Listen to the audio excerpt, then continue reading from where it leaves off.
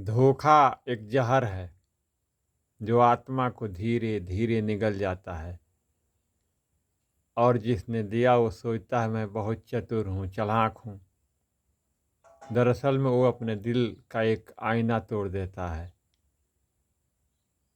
रिश्तों की बुनियाद भरोसे पर टिकी हुई होती है, लेकिन जिस दिन भरोसा गिरा, बिखरे हुए कांच की तरह समेटा नहीं जा भी सकता है। सत्य की चाल बहुत धीमी होती है, लेकिन विजय एक दिन उसकी निश्चित है।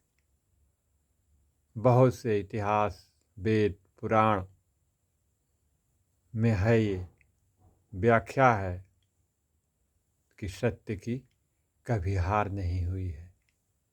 इसीलिए प्रेम से बोलिए राधे राधे, जय श्री कृष्णा, जय श्री कृष्णा, जय